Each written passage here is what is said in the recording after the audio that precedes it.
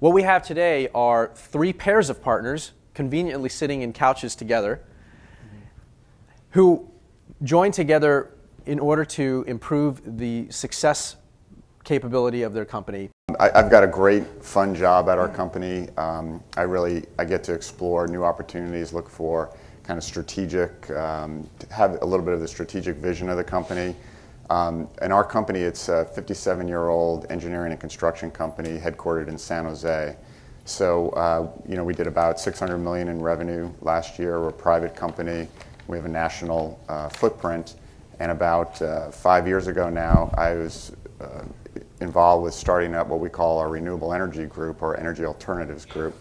And that was really all about sustainability in the built environment, whether it was data centers or hospitals or commercial R&D or biotech, whatever it was.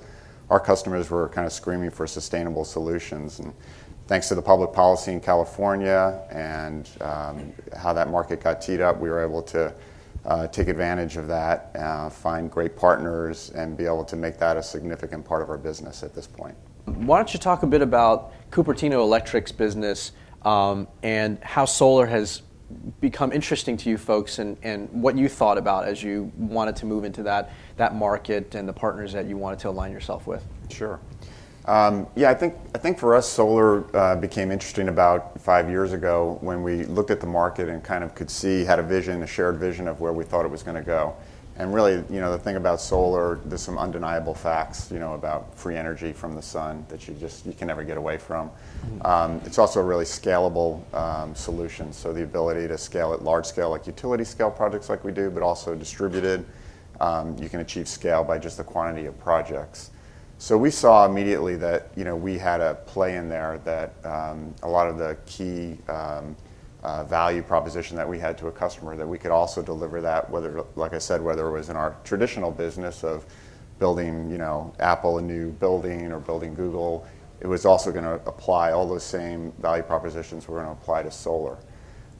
In solar, the significant differences than our legacy business is that it's really about energy, and it's really about the cost of energy ultimately. So our mission really in solar is how to drive costs down. And in our legacy business, we're also very good at that, because that's also a very competitive business. And so through just constant iteration, we look and try to drive price down. Not only first-time cost, but also the life cycle cost of an energy plant. What got really interesting to us, particularly when we're talking about partnerships, if you look back just a few years ago, and there probably still is quite a debate about the concept of being vertically integrated. So manufacturers were saying that I needed to go all the way from ingot all the way down to installer, and that's a business model that obviously a couple of very successful companies have used. What's exciting to us about this concept of partnerships, with the one we have with Suntech as an example, is a great partnership, because I think ultimately what it does is it gives the customer the benefit that you achieve, and there are some benefits of vertical integration, but without the risk of being sole sourced to a single provider or a single solution. So that partnership also allows us to achieve, again, this lowering the cost of energy, ultimately the life cycle cost of the project. And there's literally dozens of examples of how we achieve that with these key partnerships. But if you look at our business, we're a builder ultimately at the end of the day. We engineer, we procure, we construct. Sometimes we own and operate. We live and die by schedules, and our owners live and die by schedules, and the finance folks that want to get a return on the project, they live and die by a schedule. So if you just take that simple example, when we go to a customer and we're trying to sign up for a contract and there's significant liquidated damages, as an example of being able to finish the project on time, that's a risk. And so what's key in the partnerships that we have is where that risk can be allocated to the right party. So for us, there's literally almost nothing in the world that would stop us from building a project. We have the information to build it. We have the engineering drawings. We know what we're trying to build. We can procure certainly all the commodity type of material. We control all the labor. The land is already acquired, typically where we're building. And when we looked at a big, large utility scale project as an example, the only thing that was ever going to stop us from building the project was getting the modules. And in that case, a partnership comes in because we don't have to price that risk, because that's a risk that our partner understands. They know how to build a module, they know how to get it onto a shipping container and ship it across the sea and get it through the port and get it on a truck and get it out to our job site. And so there's a place ultimately where the owner, the end user, gets the benefit of that synergy of the partnership.